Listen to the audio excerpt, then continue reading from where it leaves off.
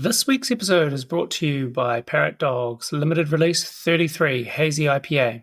It pours hazy pale yellow and comes packed with pineapple, passion fruit, peach, and even blueberry vibes. Think juicy tropical hit up front, smooth ride through the middle, and crisp bitterness to tidy things up at the end. The latest hazy drop that's much easier to consume than a proposed district plan. Enjoy. Should we do a post-rationalised intro while we're still recording? Yeah. In a world full of cars, two men take it upon themselves to say how much they hate cars. Hello and welcome back to the pod. It's been a while for me. Glad to be back. Happy to be here. Today, myself and Sam are pub chatting and we don't really know what we're talking about, but we're going to talk it out and hope you guys enjoy the ride. This is our conversation. Beautiful. Keep it We'll vague. make that work. Lovely, mate.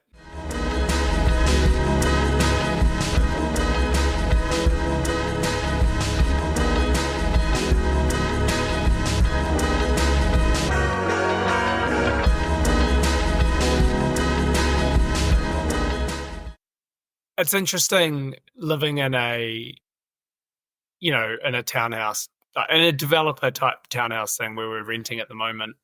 And I reckon this thing wouldn't be more than 15 years old. And everything's been done on the cheap. On the surface, it looks fine. It's tidy. And then you realize that everything is broken.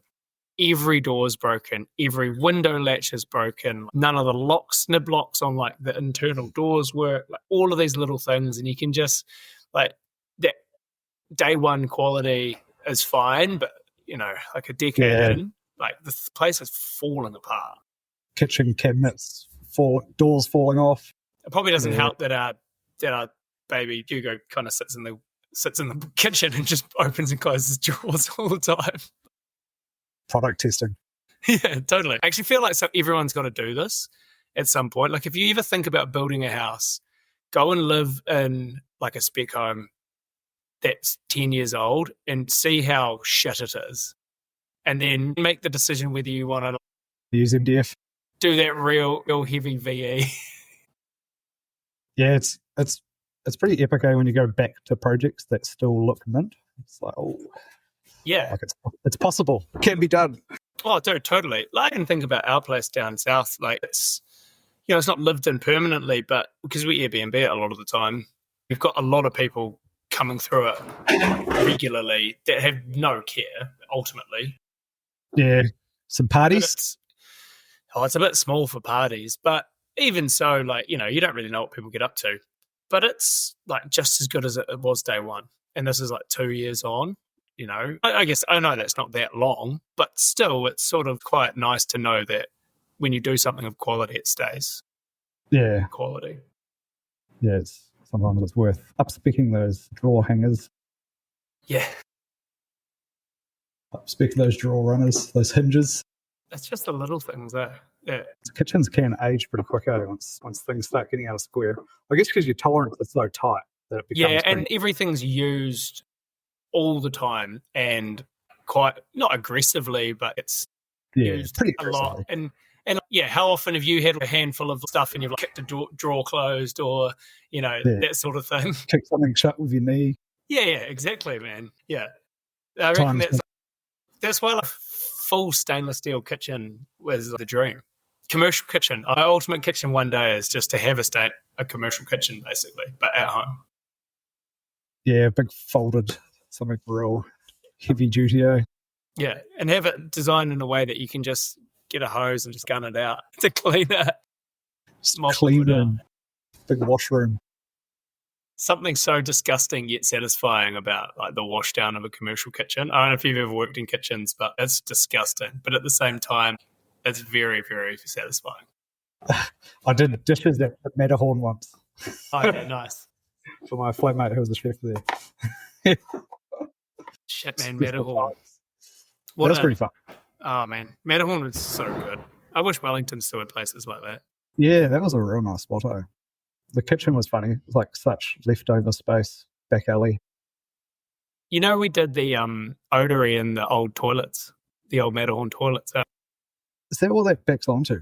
Yeah. Well, yeah. So I never knew this until we did it. But you know how you'd go, particularly, I think it was the gents, you kind of go through the bar, through this little thing area and feel like you kind of go to a little offshoot, Yeah. a dead end offshoot. That backed onto left bank. And that is now the Otery. Yeah. Swapping those toilets. Yeah. Which is pretty cool. Nice to kind of continue that legacy. Left bank's an interesting development, eh? The melling morse, what is it? The heart. What timber do they use? Macrocarpa everywhere. Yeah. But it's a strange one, that how much of a vertical, deep space it is, how little light, how many pigeons there are. It doesn't do itself any favors from a lack of, like you said, that verticality, lack of light, and just it being a dead end, I think, doesn't help. If it was a thoroughfare, a bit more of a thoroughfare, then maybe it wouldn't suffer so much. But having that kind of really sketchy, dark, dead-endy bit, even though you can get through it, that goes up to Victoria Street, I think that doesn't no favours, though. Yeah. Did you ever go to that, what was it, Proffer? Did Proffer do that fit out of Strata, the Wellington sourdough? Me and Gordo used to go there for a coffee, and they used to do this mean-as chicken sandwich. Nice. But yeah, other than that, well, I don't think that lasted very long as a cafe, maybe for obvious reasons. Yeah. Well, I mean, like, when the Otery went in there, when Anna did it, I was like, what are you doing? This is insanity. This is the worst place to have a breakfast cafe. But it's breakfast time. I know where I want to go. Yeah, exactly. But in saying that, it's gone gangbusters. It's done so well. And I think it's brought so much life into that area. So anyway, we're off to a flyer. What are we actually going to talk about? Yeah. Well, I was thinking about urban planning, which, we're already talking about urban planning. There we are. Sketchy spaces. We're well underway. Trying to avoid sketchy spaces. Yeah. I've just been like, I guess over the years, you go to architecture school, everyone talks up modernism and celebrates the outrageous architecture of the world. And you don't often hear much said, or much in a positive light said, about classical architecture or classical, maybe just in urban, about sort of city layouts of old cities. Yeah, you're saying people aren't championing the layout of Rome, but everyone's high and mighty on Manhattan kind of. Yeah, but then people who don't have a degree in architecture all love these other places. Yeah. It's like, are we arrogantly unaware or refuse to listen to half the world that, loves a certain style of architecture and make a point of visiting time and time again? Are you talking about architectural aesthetic in terms of the built environment, or are you talking more about the cityscape and the plan of the city? I think both hand in hand. City types. But you got Lee Corb's Radiant City, where you want to demo half of Paris and go park life, like the big parks and the towers, versus, I don't know, Rome, or not that I haven't been to Europe, so live vicariously through the internet. Corb's model, in a way, has been tested, and often it has been tested multiple times, and often, I think it's probably, and I'm going to probably get shut down heavily for this, but I reckon it's widely discovered to be, or recognised to be, a failure. And that trying, the human nature and human condition just doesn't really respond that well to living in that high density environment. Or it's not even, I'd say it's the same density from an urban scale, but just person to person, very dense. You're living in a giant tower with a ginormous amount of people beside and around you. I think it's also a societal thing. Us as New Zealanders, we're so slow to, if ever, going to adopt that style of living, I reckon, because we're generationally indoctrinated into having that quarter-acre dream type concept. I think we've talked about this before. Yeah, we do love a lawn. Yeah, and that's it. Everybody wants their own bit of space, and so even apartment living is kind of a little bit. It's not frowned upon, but people kind of go, I don't really want to do that. Whereas, in international cities, it's super common, and if people live their entire lives in those sort of environments, they'll probably actually find the wide open space of a freehold 600 square metre patch of land a pain in the ass because you've got to maintain it and you've got all this other stuff, other considerations. Like giant commute costs, obviously. Yeah. Yeah. I guess there's the Oscar Niemeyer city, Brasilia, or that, which was built on like a giant curved road and another road. But yeah, I've just been scrolling around it on Google Maps, and there's a lot of razor wire and knitted fences around apartments. It's at the stage where the park has developed, I guess. A lot of these cities that were built on that sort of idea, and the park, which is kind of like covered all through sort of where Russia, the USSR or whatever, the city, another city I was just looking at in Russia. Magnitogorsk is the most Soviet-looking place you've ever seen. It's kind of like all those modernist principles, maybe with a little bit more detailing, but very spread out. It's a little biased, but it looks pretty bleak. And you're going to be walking a long way. Everything's very spread out. It's like Chicago. Have you ever been to Chicago? Yeah, of course I've been to Chicago. I went to school in Chicago. Yeah, you'll get very fit. Just like Chicago was designed thinking it was going to be a giant city. So it's like really wide roads. And it was like, oh, one day this will all be giant buildings. It still may yet be there. It's going to take off, mate. It may yet mature. Still in its infancy. It's going to take off. City of the future. Do you know what I reckon the commonality of, well, the common theme that I'm kind of already seeing in these, let's say, designed and not necessarily failures of cities, but maybe more challenging places to live, is just that they're designed. The cities that are the most successful probably are the ones that are old and have organically grown, because they're growing organically to fit the way that people want to live in them. And people will come and try and change that to suit modern life. But ultimately, human nature is human nature. Regardless of whether we're in the 21st century or in the 17th century, I think people are probably still going to want to live in a very similar manner. And so I do wonder how much of the designing nature of a city is what leads to its uncomfortable nature or its, in a way, its downfall. If you think of Phoenix, for instance, which I think is probably widely regarded to be one of the most modern, fully designed places in the sense that there was nothing there, and then it's all been created from scratch, and it's terrible, absolutely terrible. Is that in the States, Phoenix? Yeah. And you could maybe big roads. Yeah, that's it. It's just a giant grid, big roads, big box retail, car parks everywhere. It's designed for the car. And maybe the design mentality there was the wrong one. But equally, what you're trying to do is you're trying to force people in a direction that you want them to go. And it's the same idea with Corb's. Corb's concept is that you're trying to force people into a box that they might not want to live in. And I remember when we were at university, there was that, I can't remember what American university the study was done at, but it was in a landscape course or something. And they, instead of landscaping the garden, they just left grass. And then over the course of 12 months, just saw the natural path that people took and then designed based on the natural path that people took. And then they compared it to, I think, what students had designed for that space prior to going through with the concept of letting it naturally evolve. And it was completely different. And I think that's the kind of thing is you're quite often trying to not pigeonhole, but direct people in a way that they don't want to be directed, and therefore it fails. I think just some of these like modernist ideals were just a bit shit. Here's Gerard to take down the modernism. Well, from an urban planning perspective, yeah, I think we can appreciate the architecture as like a form. Although in saying that, all the epic modernist buildings, they've all had to be renovated like thoroughly because they're all terrible. Started to leak or rot or having to be rebuilt multiple times. Yeah, built terribly. I think there's no hiding that. I think that's pretty widely understood that yes, the aesthetic outweighed everything.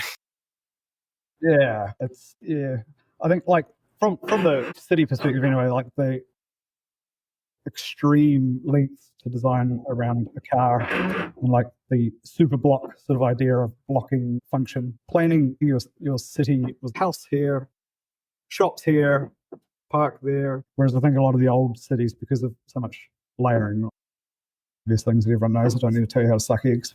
Yeah. The overlapping of program, a shop on the downstairs, maybe an office above that, and then apartments above that. The intermingling, the ramming together of life ultimately makes for a more interesting place, or more interesting place to be, rather than, I guess, driving 20 minutes down the road to get your shit and then driving 20 minutes back. Head back to the suburbs, yeah. Suburban model of living is terrible. And I also think that, like you said, that cross-pollination of program, commercial mixed with residential, mixed with hospitality, mixed with retail, is so important, because you like I was just saying, I really don't have to leave a 5-block radius in Lyle Bay. Works here, supermarkets here, houses here, kids' daycares here, beaches here, the airport's here. And that, obviously, you don't want to feel confined to that radius. But at the same time, there's comfort in knowing that I don't have to drive 20 minutes to the hut or something to do shopping. Whereas a lot of cities are modelled that way. Whether you've got suburbia and then you've got to travel to the retail precinct and things like that, and you can kind of even see that in thinking of towns in New Zealand that are evolving or growing. It's mostly the new one. Wanaka, for instance, is very much suburban periphery and then urban centre with a big box under the toe. But you have to drive. You have to drive pretty much any time you want to go to the supermarket or to the stores or anything. You could walk, for sure. It's not a nice environment to walk in, but it could take you up to 45 minutes to an hour, depending on where you live. Hike down the side of the road, down the boom. Yeah, and it's not that realistic. Fine if you're, young and fit and don't have kids or whatever, or somewhere to be. But, if you're not any of those things, it becomes a bit of a hindrance in a way. Yeah, I think that some of these older cities, how compact things were, just seems to work so much nicer for walkability, and small, narrow roads as well seems to be a big thing. Like Japan having tiny little roads and their kids walk to school or whatever with no real sidewalk.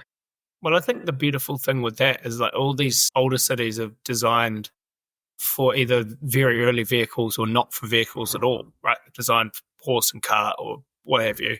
And modern vehicles now are just too big. And so they're forced out, and it kind of actually makes them far more pleasant places to be. Yeah, maybe good in Japan. You probably don't have too many Ram trucks, like F-250s or anything.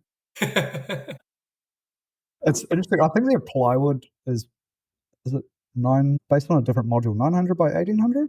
So the beds of their trucks are smaller, or like that's why plywood doesn't fit in most of our stock Japanese trays on the old back of the ute. I didn't actually realise that. Interesting. So like the Kai truck or these smaller little utility vehicles. Yeah. Yeah, I think it's like the narrow roads, narrow windy roads, and then surface treatment as well. If you don't differentiate between road and sidewalk for inner city roads anyway, maybe not on the motorway, but like paving, and then when a car's not there, it's understood as a pedestrian space. I guess they tried to do it on Lower Cuba, but not sure how successful that's been. Yeah, I also think that Lower Cuba section of Wellington as well is not high. There's not enough traffic for it to be realised, if you know what I mean. It's too foot traffic and vehicle traffic, really. You're talking about. I used to walk up and down there quite a bit back in the day. I was, I don't know, just a prick just out of architecture school, so I'd like make a point to walk down the middle. But then you get cars, what I've been told. That floor down there. Yeah. So I think it's still too wide. Like it needs like a kink in the middle somewhere, or like a little snake, so then you can't actually gun it down there. But back to the surface treatment thing, as well, You think about older cities, London's a good example, for instance, where a lot of the streets are cobbled. So you can't really just foot to the floor down a little urban street. One, because like you previously said, they're narrow, they're windy, and then the surface is pretty unforgiving. But it makes them like quite interesting places to walk, and it does sort of marry that, walking journey in with the road quite nicely. And that, I feel like we're too bedded to making it accessible for vehicles first, and then it'd be nice if people could walk down it, but that's an afterthought. We're still in New Zealand in particular, a very vehicle centric society. 1,000%. And then that brings up the sort of cultural aspect. If you're then going to bring in an idea that works awesomely in Japan or Spain, and then you're going to try ram it into Lower Cuba, and that's the only place somebody's ever going to come in contact with that type of driving. Yeah. If you're flooring it down Manners, and then you're hooking it right down Cuba, and all of a sudden you're like expected to change all your learned lessons of driving. Good luck to you. Yeah, I mean, and that's the thing too. I mean, you can see it. Take the cycleways, for instance. The majority of the cycleways in Wellington, with the exception of the one around the waterfront, I'd say, have been widely regarded as failures, because you're trying to, and not from a cyclist point of view, but from pedestrian and vehicle point of view, because you're trying to change everybody's mindset in the way that they expect to drive and operate in the city, and it's too location specific. Whereas if you didn't give anybody a choice and just did it blanket everywhere, so if you just say you had a cycleway topology model and it was just applied throughout the country, okay, there'd be a decade long of teething period, but then ultimately everybody would just understand that that's the way you operate. It's like in Germany, where the rule for the cycleway is, I can't remember if it's on the left or the right, but if everyone, it's a shared footpath, and if you're cycling, you're on let's say it's the left. And so if you're a pedestrian, you walk on the right, know that you have to give way to cyclists, and cyclists have right of way, kind of thing. And that's just understood. Yeah. Whereas, like, universally understood. Whereas I think the issue that we have in New Zealand in particular, when we're trying to adopt these models of things that have worked successfully overseas, is, like you said with Lower Cuba, we do it in this tiny little, we're too scared to do it blanket across an entire city. We do it in these tiny little pockets, and therefore you're never going to get anybody like adapting to it because it's too incremental, Do you know what the rule requirements are around road width? Because I wonder if that's legislation obviously probably becomes quite a factor in trying to push any idea. Yeah. Like, do you know High Street in Auckland? Yeah. It's that narrow little, it's kind of like a service lane, I guess. But I reckon that's a good example. There's just so many people walking across the road all the time that it's pretty hard to gun it down there. I wonder if that's the solution, that you increase the danger or they increase the perceived likelihood of somebody getting run over. Yeah, ones totally. In Japan having no real sidewalk and everyone sort of just walking down the side or something. You can't really gun it past them unless you're actually a crazy person and going to run somebody over. Do you think, I mean, that's the crazy social responsibility. Yeah, but that's the problem, is that because with driver-centric society, everybody who's in a car feels more entitled than anyone that's not.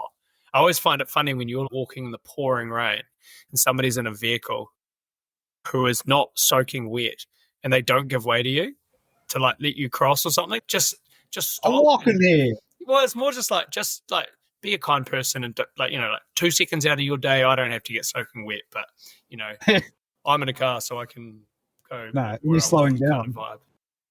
Can't have that, man. I don't want to be waiting.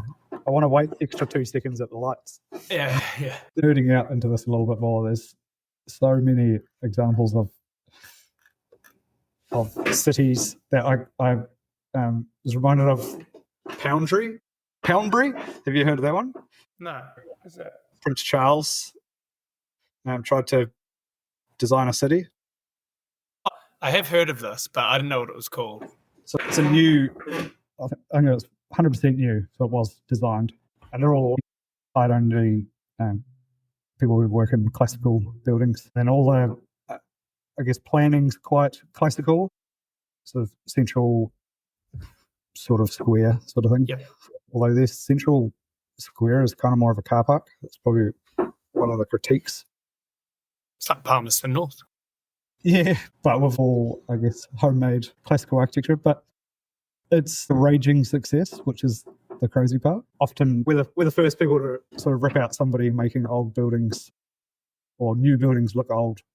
But the fact that this has been done in a few towns now and they're all a raging success is Do like... you think that even though it's faux, but that faux kind of historic nature of the township make people a bit more respectful of it versus whether it was just fully very contemporary city or something where it's just concrete and glass everywhere. And so you're sort of forced into that mentality of fast pace pure because of the architecture. Whereas I feel older style architecture, for whatever reason, makes you slow down. The fact that the ornamentation of it, the texture and the depth, and you either consciously or subconsciously notice this, but you just move slower around that sort of footing. And maybe it's because, I mean, people like us are probably stopping to appreciate it. Others may not be, but it still has that same impact on them. It'd be interesting to know. Yeah. This is how much research we did for this off-the-cuff episode, but it'd be interesting to know if there is actually any meat on that bone, because I totally reckon that has that concept. The visual complexity of some of that architecture is undeniably nice to look at.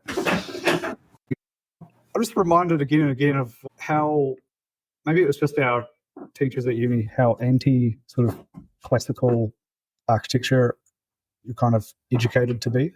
Yay, modernism. Remember the one light bulb moment, I think, was when Guy Marriage in a lecture was like, get what he said specifically, but it was along the lines of, Le Corbusier's a dick. There we go, Guy. We've got you on record. Gave permission to, like, as a young student who's to not fanboy like everybody else. Going to listen to everything and not think objectively. I was like, oh, wait a minute. Maybe we are actually allowed to think critically and not assume everything we're being told is the correct way. But I think back to the old Poundbury, it shares that mixed function, and it's got windy, narrow streets, and I think they were relatively forward thinking on sort of at least 1/3, I think, affordable housing, rather than like blocking. I think just if modernism's taught us anything, like separating of function is maybe just a disaster unless it's like industry. You probably don't want a coal mine in the middle of the city or a giant truck stop in the town square. Let's be reasonable. But then again, there are examples of that are highly successful. You know, those inner city industrial precincts that are turned mixed use spaces. Yeah, mixed use definitely. But are there any that are still running as industrial? So I think like the maybe in Russia. Well, Bjarga's power plant ski ramp building, whatever that's called. You know, like that's probably a pretty good example. You know, it'd be funny if Battersea was still not Battersea, sorry, if the Tate was still a power station, you know? Yeah. Yeah, I think the mixed use ones always seem to be on a surface level a raging success because you get such an interesting overlapping of history. Overlapping of history is kind of maybe just always interesting because you're always asked a question or there's something to intrigue you, something to look at. Yeah. Whereas to make a fully new planned town a success, I think, is a bit of a tall order. In a world where design speaks louder than words, what story does your space tell? At Ortex Acoustics, they believe great design is more than aesthetics. Every product they create strikes a perfect balance between form, function, and sustainability, made to enhance how a space sounds, looks, and feels. From using recycled materials to pioneering carbon-negative wool, their commitment is to help you shape environments that inspire people and respect the planet. Explore the future of acoustics design at ortexacoustics.co.nz. I feel like you need somewhere to grow organically for it to feel right, which makes the Poundbury success that much more interesting because it has been fabricated, but in a way that seems to like really resonate with people. But the organic growth, that other thing as well, on a flip side, something that I want to talk about from a city plan point of view is obviously you can organically grow too far in the negative, whether that be sprawl, or you push everybody out to the perimeter of the city or whatever, or huge gentrification zones or social separation and all that sort of thing. And there's actually a really, really good PI episode on this, but a city that sort of went way too far, realized they're failing and countered it is Medellín. So as the city grew, where's that?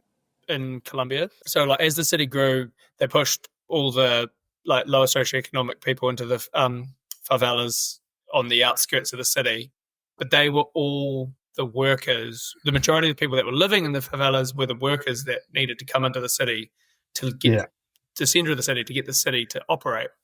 But they weren't doing it because it would take them too long to travel. And so like the center of the city was starting to fail. And so what they did is, and I'm shortening the quality of this, but look into it. It's really interesting. But what they did is they install escalators and gondolas. So they got escalators and covered escalators, open air covered escalators and gondolas, which meant the access from the outer reaches of the city into the middle was super easy. And that form of transport was either free or highly, highly, highly subsidized. And so what it meant is that everybody started to then be able to very easily bring themselves into the city to work and to get home in time for general life and things like that. And it totally transformed the way that the city ran, because instead of it trying to be this affluent center with, the lower socioeconomic push to the outskirts, which ultimately led to violence and all that sort of thing, it created far more cross-pollination. And not overnight. Medellín's had its issues for many years, pretty well documented, but it did help change the way that city operated, and it went from like being one of the most dangerous cities in the world to not being at all through that mechanism. Interesting. Is there just one? Is there one gondola? There was a few. I can't remember they call them funiculars, maybe. Is it the real colourful city? Yeah, but it's cooler. The escalators are rad. You'll access. Think of, let's just use Wellington as an example. Think Mount Vic, but it's think Kelburn, for instance. Yeah. But there's from Aro to Karori almost, or like Aro to or from the centre of the city to like Northland or something. There's essentially stacked escalators that will access you all the way there. So walking's really easy. You just jump on an escalator, and it gets you high because it's a very hilly city. It gets you high quickly. Super cool place to visit, and just see that influence firsthand as well. Yeah, what a interesting solution. Oh no, we kicked out everyone. Yeah, but there was basically we kicked everybody out. Oh, now we've got no one to actually make the city hum. We need to bring everybody back. How are we going to do it? And the way that they did it just sort of was a silver bullet solution, which was pretty cool. I mean, it could have completely failed, but in that case, it didn't, which was interesting. Yeah. Did you watch that movie not long ago about Chandahar, the city in India? Chandahar, or butchering that name. City in India by Lee Korb, which ended up being quite a successful city. Yeah, I forget the real reason why. They did block off, there was supposed to be pedestrian anybody access to all the government grounds where he did all his mega buildings. But I think there was some issues with that, so that got shut down after a while. But maybe cities just throw enough people at it that are just going to make it their own. Well, that's how much is design versus how much is bending it to your will.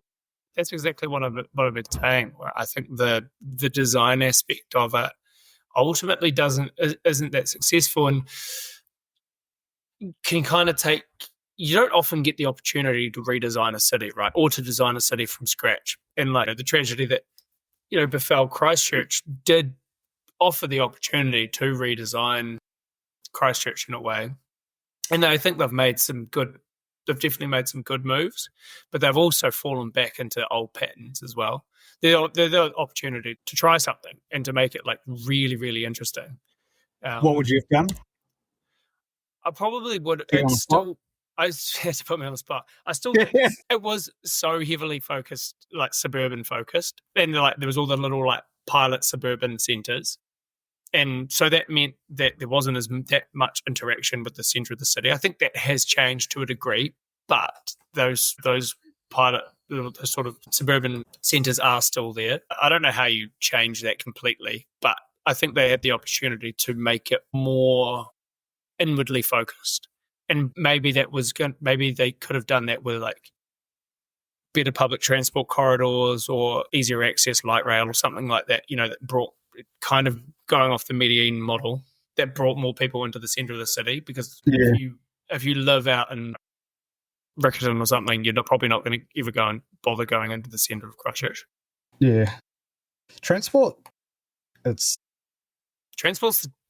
ticket. obvious, but to a huge degree. I wonder what the payback is on cities around the world that make transport like free or almost free, or how much that boosts your economy.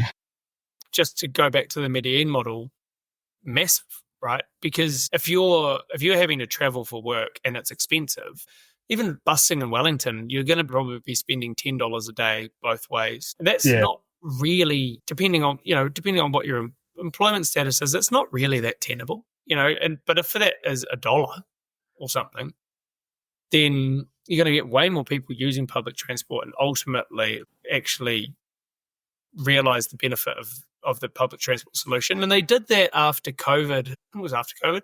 They had, I think it was $1 fares or something for 6 months, might have even been longer. And so many more people were using the public transport network. And then they put it up again overnight and those numbers just dwindled again. There's certainly validity in making public transport heavily subsidised or cheap or free. All the couples I know that live slightly out of the city all end up getting a car park, because one person, it might be more affordable than parking in town, but two people, it's cheaper to hire a long-term car park in town and then just drive in. Than it is to take public transport. Yeah, on the basis that you both live in town. Yeah, I mean that's terrible. Like it just shouldn't be like that. And you wonder why demographic that you make the price slightly cheaper and then you're bringing in that demographic. Yeah, we were having kids pretty much car free. Just walked. I mean, we lived in Mount Vic, so it was pretty close proximity to the city. We just walked everywhere. 20 to 30 minutes walking is nothing. And I think that was also after having come back from overseas when you did walk a lot. Even an hour's walk to get somewhere just couldn't feel like a big deal. Yeah. But then you have kids and you kind of need to use a car a lot more. But I'd like to move out of that. And, the fact that we're, looking at moving and look at buying a new house, moving into a new house, what we're looking at is somewhere where we can be more car free. Like kids can walk to school or whatever, because I think that there's real value in that. There's something that kind of just feels wrong about getting in a car every time you need to go somewhere. If you could live in that sweet spot where your kids are sweet to walk to school, I don't know, cafes and some loose shops around you that service some basic needs. Lower Bay, baby. Come move to Lower Bay. Mount Vic would have been pretty good for that. Yeah. The only problem is you're up the top of the hill. So yeah, if you ever want to go to the city, you got to go down the hill, and then if you want to go home, you got to go back up the hill. At least you get sweaty on the way home. Yeah, that's true. Yeah. Back in the day when I worked in town, I used to bike. Lived around Keogh Bay, around Evans Bay. Yeah. And that was quite nice. Didn't use the car a huge amount. I think it's kind of nice, like from the mental side as well, because you have this like bit of fresh air, you're blasted by the wind, shake the cobwebs out, bit of time to think, bit of podcast time. It was often the best part of my day. Yeah. Like when you're in the monotony of 9 to 5, and it's really getting to you. Yeah, versus that, and it's free flowing, and you're kind of, you're at your own will. versus cruising that. around the bay, wind in your hair, Yeah, man. Versus car opens the door, and you're like, that versus getting in a car, getting stuck in traffic, getting frustrated. yeah, cars are pretty frustrating. Maybe that's just the answer to all of this. Just get rid of cars. I think everyone kind of does recognize that, but Listening to the Archie Marathon guys, it is I don't know, it's an easy solution, I think, for architects to point at. If we got rid of cars, everything would be better. These real utopian ideas. Yeah, I'm hesitant to, while it sounds amazing and probably is epic in like the Netherlands.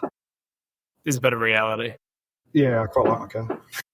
I had a lady go off at me a while ago for driving to work, and I was like trying to explain to her. I was like, I work in Kelson, and I have to go to Steel and Tube or Bunnings, quite regularly. Pretty much every day. Do you want to chuck a sheet of steel on the back of your push bike? Yeah. But she wasn't taking no for an answer. She just wanted to tell me. Yeah, there are some real warriors out there, and good on them. But some of us also just have to do normal stuff. It's the car thing's funny though. I'm just working on the concept design for a house at the moment, and the clients wanted a double garage, but they could also fit bikes, motorbikes, a workbench, and a little gym space. And by the time you do that, in reality, that thing's 60 to 70 square meters minimum.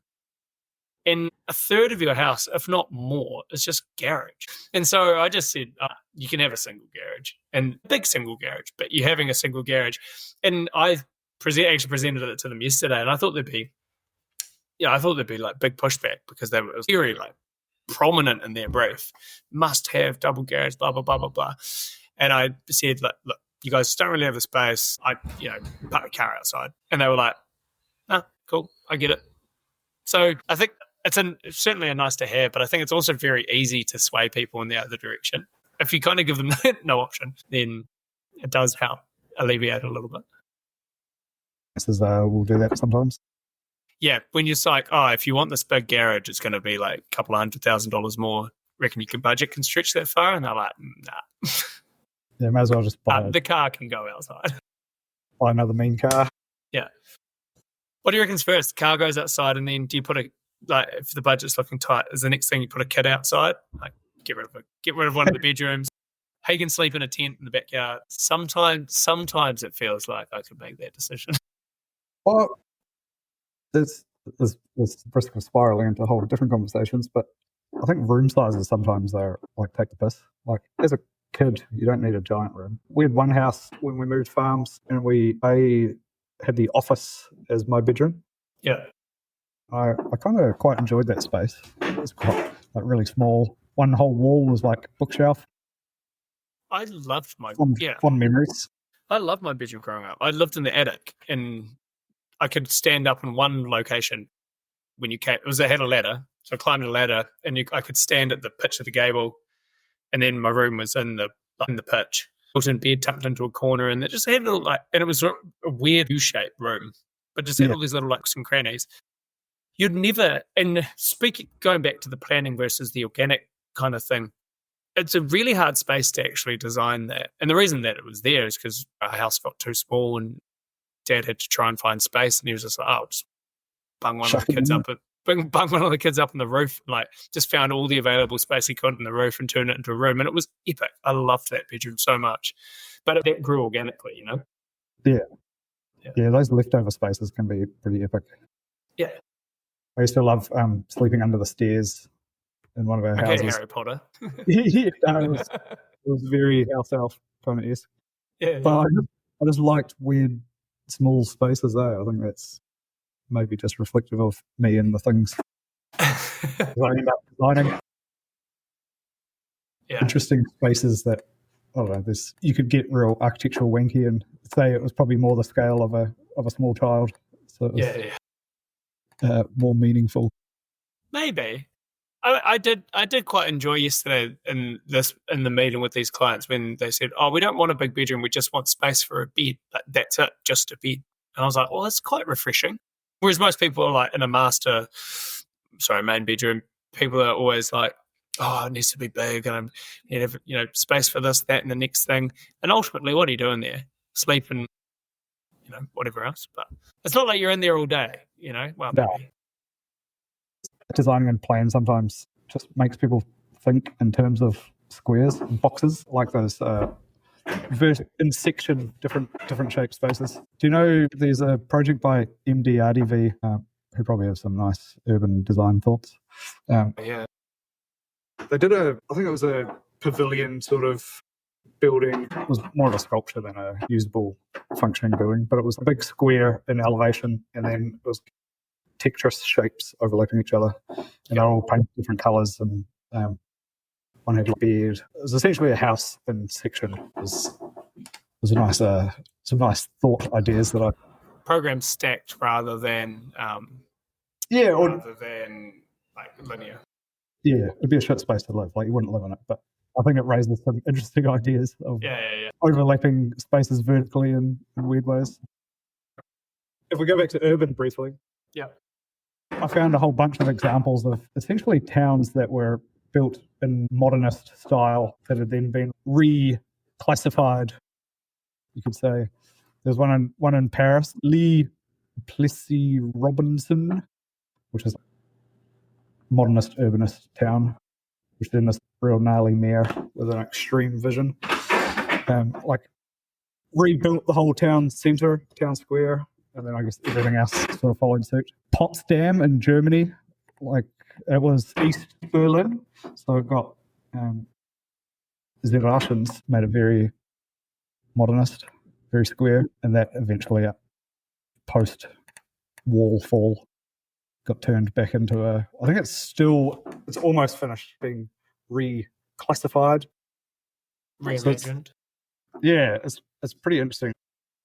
I sometimes like there's classical architecture, classical layout, which I think fundamentally works. It's hard to fault, other than architects like to reinvent wheels and come up with interesting ideas. But it's like, and then you've got these modernist ideas, and it's like, where's the in between where you can fulfill the basic principles and make a city and a town a nice place that people want to be. And sometimes I wonder if Frank Lloyd Wright is the junction between the two, where he designed things that had some classical references, some modernist features, overall extreme visual density, and just epically beautiful and epically complex buildings.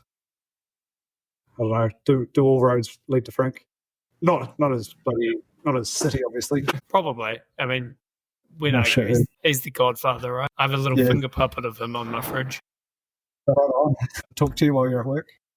But I sometimes he gives me advice. Your brick must be longer. What? Speaking of brick, what length? Just this is an absolute segue about trying to decide which dimension of brick I like the most.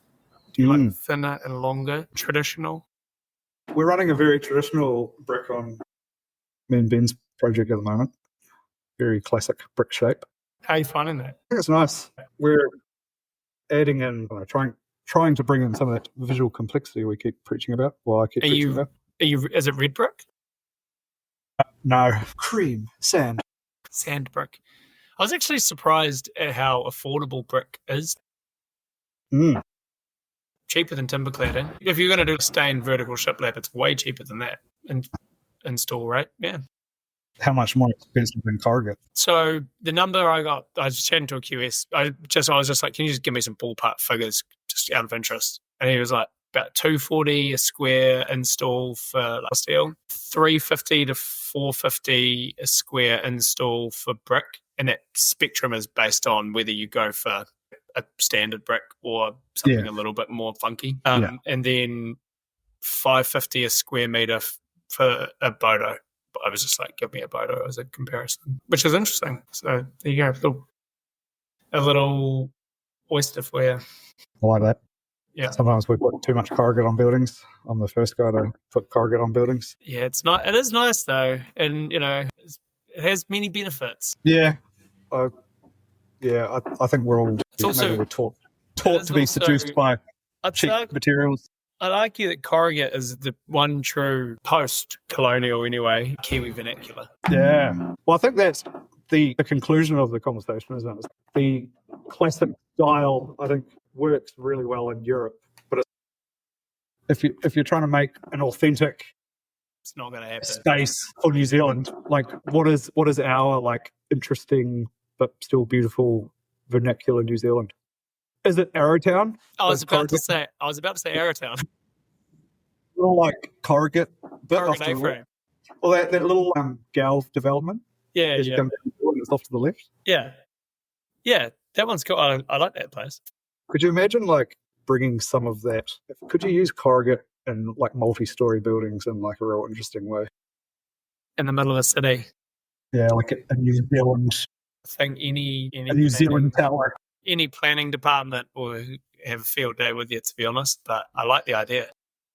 Well, I think windows, glass sucks sometimes. Like too many buildings are just curtain walls of glass. Yeah. Maybe that's why classical civic buildings are more interesting, because there's clearly just more to look at. Crossan have done really interesting stuff with like laser cutting corrugate, creating screens out of it, and like adding to the material with like more texture. Yeah, I think I've done a couple of buildings that have done that. It's really cool. Augie's in New York as we speak. And she sent me a picture of this building that had like real gnarly sort of almost Art Nouveau aluminium screen along the ground floor, and then it had sort of posts or like ornate detailing, but it was actually glass, like real complex glass detailing. It was a Herzog de Meuron building, which we found out afterwards. Yeah, just like on the face level, you're like, oh, that's a glass building, but then you take a second look and you're like, holy shit, there's a lot going on there. Yeah. Double skin facade with this glass beam, like, and then this crazy cast aluminium sort of facade, screen, fence, gate. That's why they're one of the best, better than the rest. Herzog is, we could do a conversation on Herzog in itself, because I think that Scandinavian sort of big timber post and beam building typology is so interesting. Maybe tying into your mass timber idea. Yeah. That style of multi-story building can be pretty exciting. Coupled with some galv corrugate in there and some windows in the centre city. It's not allowed to do galv in so many places. It's so disappointing. Well, you're often allowed to do it. People just don't give warranties for it.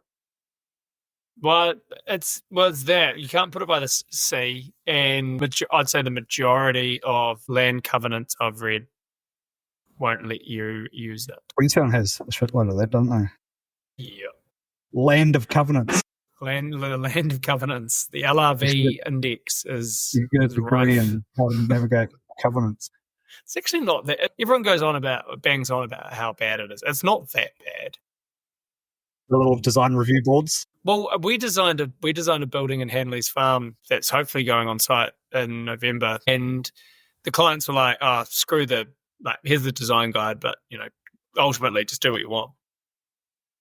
The design guide's so boringly prescriptive for Hanley's Farm, so we just designed a cool build. Well, I think it's a cool building, and it went through the design review panel, and we got the report back. It passed. It got through. Got the report back, and I think there was 13 areas of 20 of non-compliance. And I was just like, because I was reading the report and I was like, oh my God, I'm going to have to change everything.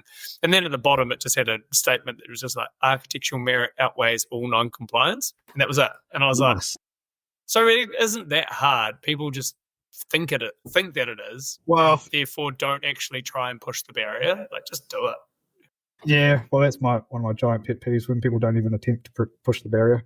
Yeah. You don't know until you find out.